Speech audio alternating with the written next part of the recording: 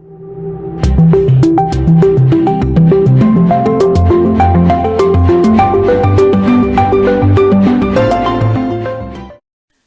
so today we're going to talk about machine learning and Firebase. Before, just a little bit about me. So later, if you want to reach out and just talk about a lot of stuff, you can come. Oh, wait. I'm originally from Buenos Aires, Argentina, super far away. I'm a digital nomad. It means like I've been traveling 1 year at the same time that I've been working as a software developer. About 3 months ago, I'm based in London, but I continue traveling, as you can see. And I'm one of the Google Cloud London organizers. At the same time, I'm a Firebase Google developer expert, and I'm the founder of a company that is called Remote Labs, that what we're trying to do is to promote diversity and remote working. So I can get more people doing digital nomad stuff. Yeah, my first time in Russia is, I'm really excited, guys. I'm just arrived today. So yeah, feel free if you have any tips or whatever after this, yeah, or vodka or whatever. Yeah. Yeah, I will be here about 5 days, so I'm just saying. So yeah, first of all, what's going on with machine learning? Everybody's speaking about machine learning, but why now? Because machine learning or AI is not something new. We were studying AI about, I don't know, 30 years ago, but right now what is happening is just like a boom, right? If we can see the screen, is a certain kind of computer vision API when you can already recognize what is going on in the screen, okay? But to recognize that, first, you need to tell to your model, right? What are the difference between Homer or Krusty or Marsh? You need to train the model, right? Basically, right now, what is happening is like we have so many data that our accuracy is improving more and more. And thanks to that, we can do more efficient predictions. So we can already do things like this, okay? So this was actually a real training model that you can make a difference between, I cannot, from here, I need glasses, so basically you need to check what is the difference between a Chihuahua or a muffin. So basically, as you can see, it's really accurate, actually. There were a lot of models, including the Google Cloud Vision API. In my case, I'm a software developer. I'm not a data scientist, or I don't do any training models with AI. But I use, okay, sorry, even more loud? Okay, I will do. And so basically, I use these tools that are already accurate to start building software. In this case, one of the tools that I can mention is Google Vision API. So the other part that we can use about machine learning or AI is language recognition, okay?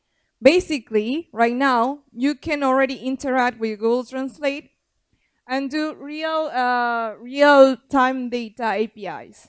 For example, if this helps,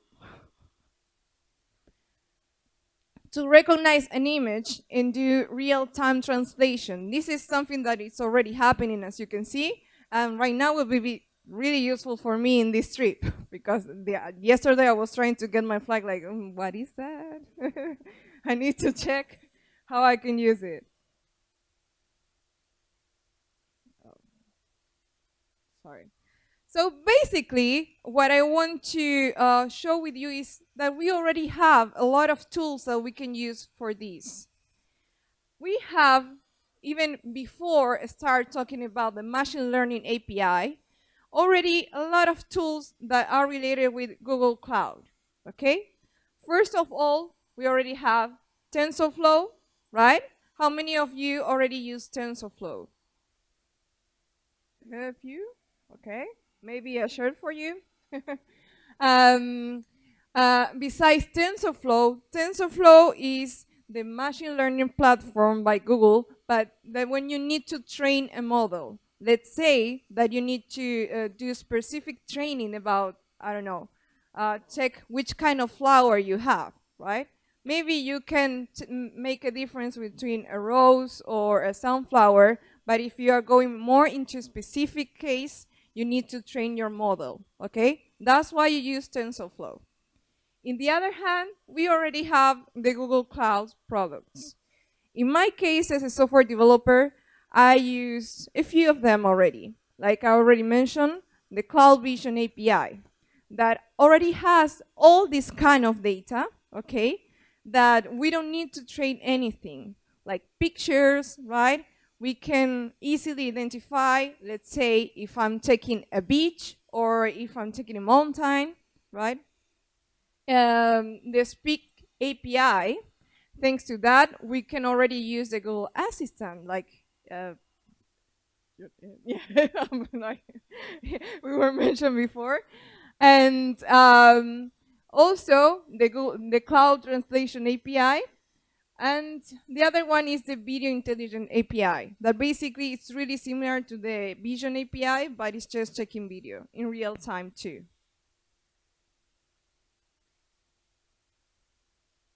So what's going on with AI again, right? It's not really hard. It's like I need to be a genius to use AI. Yes or no?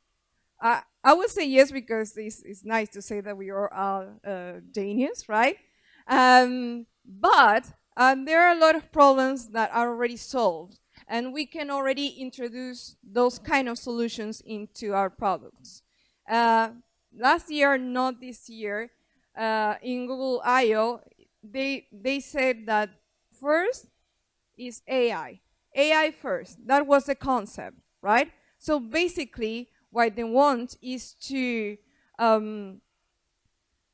build the AI for everybody, right? Me as a developer, I can use these tools, and I use it already in my products. And I don't need to train models or already go into more specific space. So basically, yeah, it could be hard, but because we need to train data. Let's say, for example, when we want to identify different, I don't know, pictures, right? When we are already in social media, like when Facebook cannot identify if that it's me or it's my mom, it's like, Facebook, come on, it's my mom, it's not me, right? So basically, we need to train that model to be more specific. The second problem that we have is that training a model, it could have a high cost for us. But what's going on as a mobile developer? So basically, there was a problem that with Google Cloud, we cannot already fix 100%. The third part was to deployment and ongoing experimentation. What does it mean?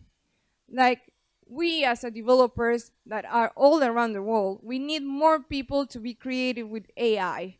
AI should not be just for a certain group of people or certain kind of area or whatever. We need more people into AI, more diversity. That's something that I really believe. As a woman, as a person from another different place, right? Because thanks to AI, we can make decisions. So why if the same kind of people train that model with the same data that are not related with me? They are just making decisions based on their environments, okay?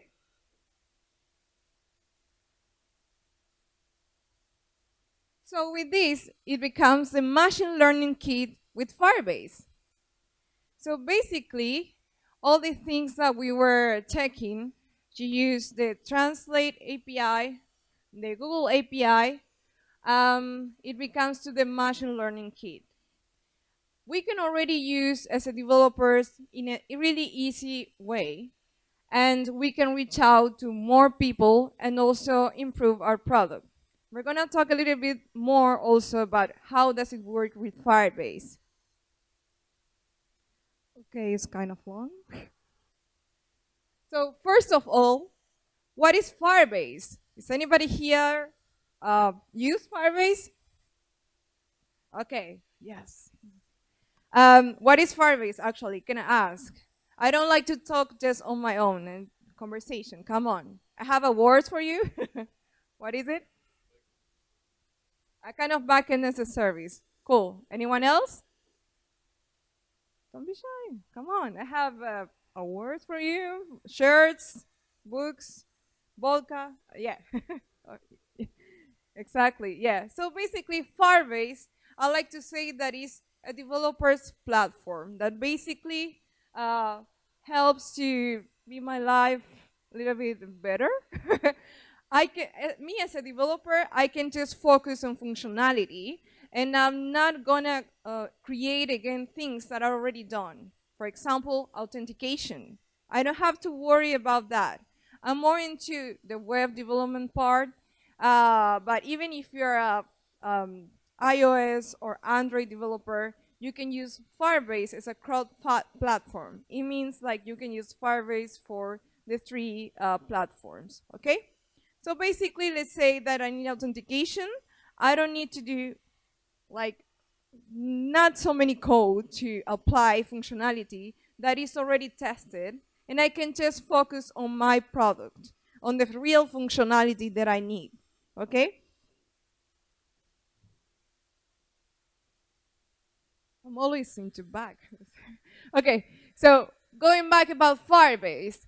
Firebase is really useful when you need, for example, real-time database, authentication. That's the part of, that is related with development, okay? But let's say that you are into business, you are into the product. You can actually work with the product using like Firebase predictions. We're gonna talk about that later. Analytics and all that stuff. There are a lot of solutions that are already applied and you can use it. And for me, the best thing is that you can use just one or two that are useful for you, not all of them, okay? So basically, if you have any questions about any of these functionalities, we can talk later, but today we're just gonna focus into this new feature that is AI.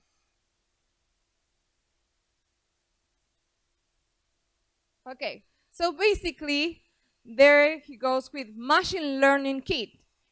Basically, it brings machine learning to mobile developers. So it feels cool. If we already were cool people as mobile developers, right now we have machine learning, so we are like even more cool. And it's really easy to use. As I already mentioned, if it's related with Firebase, it's a cross-platform support. Okay, you can use it in iOS, in Android, or into web. In the case of iOS or Android, another thing that I would like to suggest is, in my case, I'm more into web. So basically, there is a new product that is called Flutter that you can use to already create Android and iOS apps.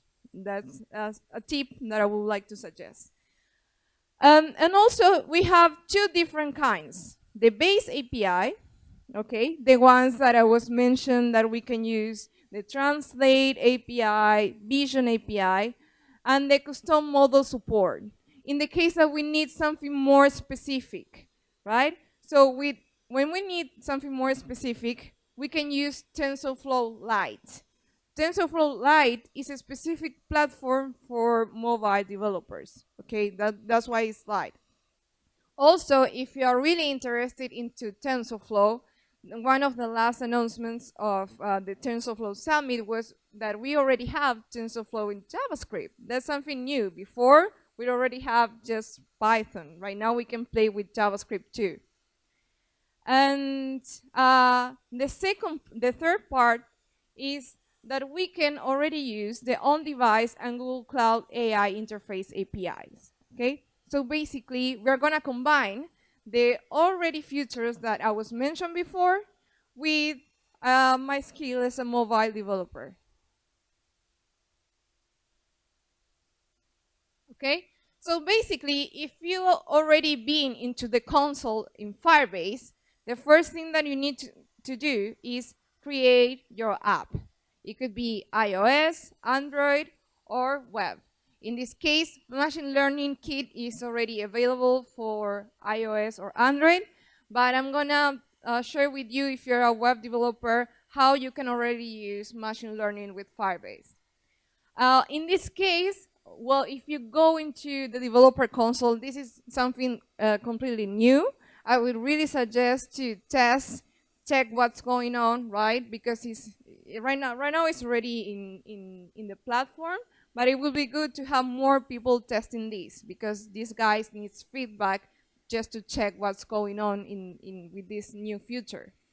So basically, if you go to the console, once that you already create your app with Firebase, then you go into the console, into Firebase, and then you will see into one part all the things that you can add. And one of the things that you can add is the Machine Learning Kit. So with Machine Learning Kit, okay, the features that we can have is, for example, text recognition, okay? Basically, the same thing that I was showing you before, to take a picture and then check what kind of text do we have. We can already apply in our app, in Android app or iOS. Image labeling, barcode scanning, okay? Face detection. This one is really useful, and in the future, they're not gonna just want to do face recognition. They want to check, for example, feelings, right? How are you feeling? The same thing that you are already using with Snapchat, that you take a picture and then you look like, I don't know, weird things, okay? Really similar, but let's say with more useful things, okay? And the landmark recognition. Also, this in terms of product, let's think not just in terms of tech, think about marketing and grow your app as a product is really useful too. Again, a useful case about machine learning kit could be remote config. In the future, let's say that my app is worldwide and I need to check some prediction models depending on which area is the people, the users, right? So basically, I can divide people that speaks in Spanish, in English, or Russian, and then for each one, do a certain level of model to predict something. So that's how we can combine with Firebase. And for example, with the Vision API, that's one of the most useful that I found. How does it work? And this one, you know, the funny thing about this is that you can already apply with the web. In my case, first, even before I've started to use Android or iOS, I used it before with web components.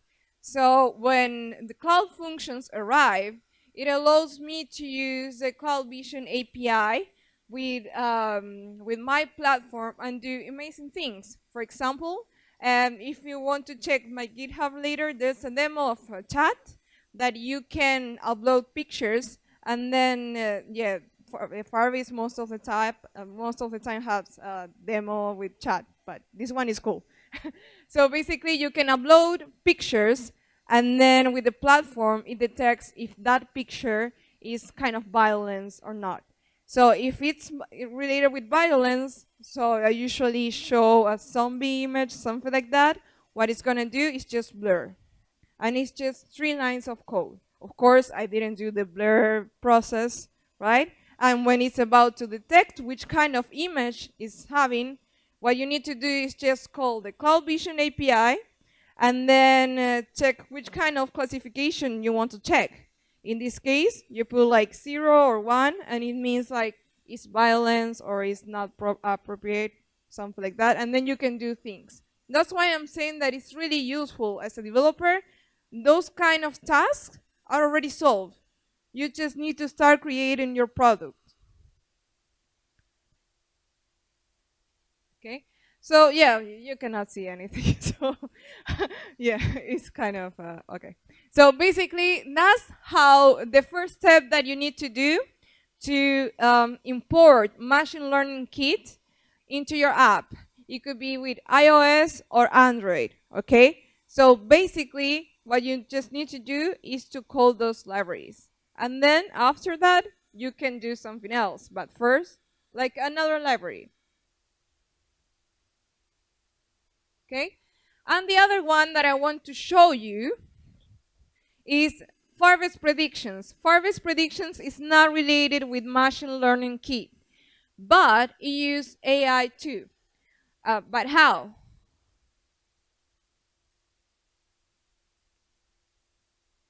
Okay. So basically, you need to use Google Analytics. As we already mentioned, AI is all about data and what you can do with your data to predict. It's basically statistics, right?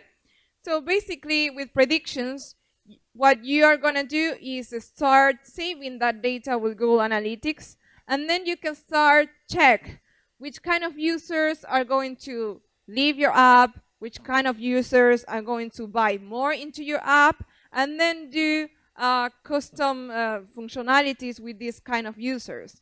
Let's say that I have a prediction that next week these kind of users are more into just leave the app. So I can do like some offers, right? Don't leave me, please, or something like that. Okay, not that. But yeah, those kind of things are what you can do. In this case, Firebase predictions is just available for mobile platforms, not web. Okay, so this is an example of the results of Firebase prediction. Like 40% of the users are engaged with your app, 20% of these kind of users are more into they're gonna leave your app, and then you can do custom activities with this kind of users.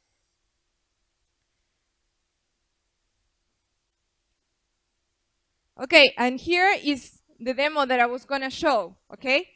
Here, this guy, this demo was in the Google I/O, so basically it was real time, and this app contains the image recognition. So basically, what you can do is with your app, you check in real time which kind of data you can see, and then you have the labels, okay? Let's say, okay, I'm doing this, so most people here are happy, sad, this is a guy, this is a table.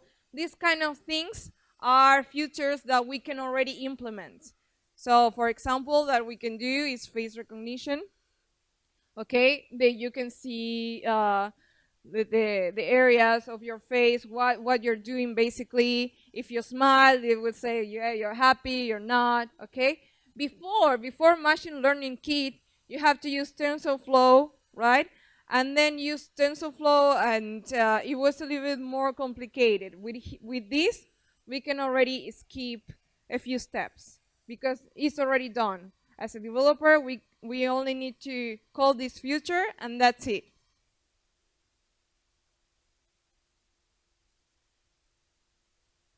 Okay, so basically, we have a lot of things that are related with this, okay? The idea of this is about to share with you all the tools that we can have with AI. As I already mentioned, I'm not a data scientist, I'm a software developer. And I really believe that being a software developer is not boring. We can create things, okay? And right now, it's completely different to be a software developer than, I don't know, let's say 10 years ago, okay? Right now, we have all these tools that we can already use to start creating. And we need more people that create things. As I already mentioned, I really believe that diversity creates more innovation.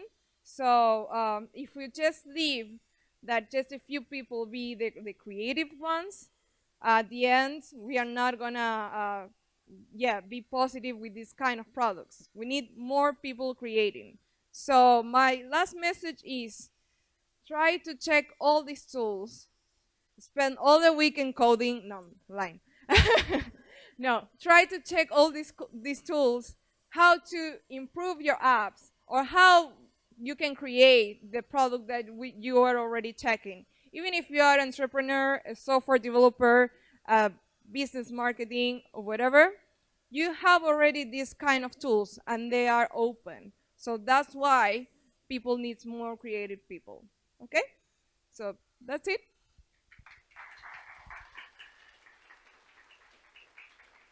Okay. So I don't remember again. I swear I was like 10 minutes. Okay, this is. I forgot how to say thanks again. How Spasiba. It's okay? Uh,